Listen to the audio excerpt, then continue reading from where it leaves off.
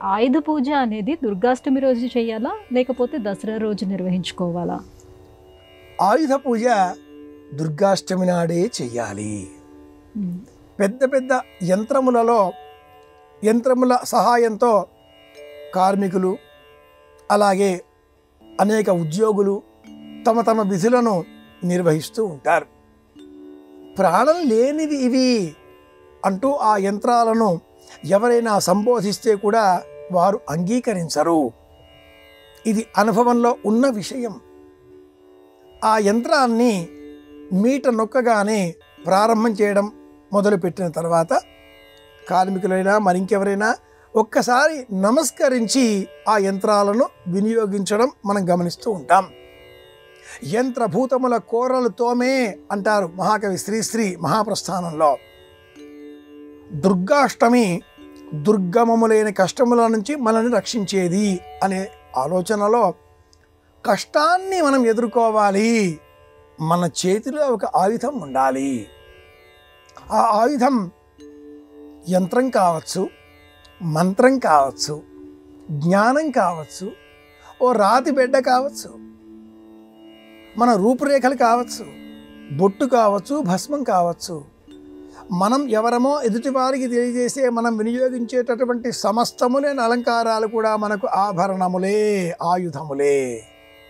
ప్రయోగిస్తే ఆయుధం అవుతుంది, చేతబుచ్చుకొని ఉంటే ఆభరణం అవుతుంది.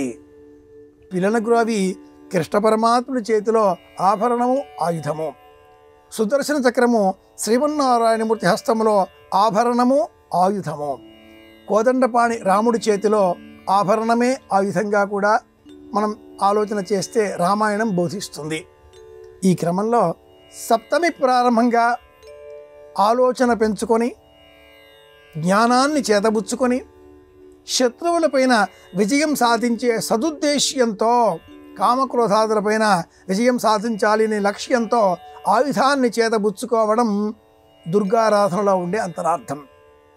సప్తమి, అష్టమి, నవమి సరస్వతి ఆరాధన, దుర్గాష్టమి పూజ, మహానవమి జ్ఞానాన్ని పరిపూర్ణం చేసుకోవడం, మహిషాసుర సంహారంతో ఆ జ్ఞానం సఫలం చేసుకోవడం, అహంకారం తొలగిపోయిన తర్వాత శ్రవణం, చంద్ర ప్రభావితమైన మనస్సుతో ప్రశాంతమైన వాతావరణంలో అందరూ సమానమే అనే ఆలోచనను పెంచుకోవడం, విజయాన్ని పూర్తి చేయడం. కాబట్టి దసరా జమ్మి చెట్టుకు పూజించే దర్శనం చేసుకునేటటువంటి రోజు మనం అపరాజితాదేవి పేరిట 10వ రోజున దర్శనం చేసుకుంటాం.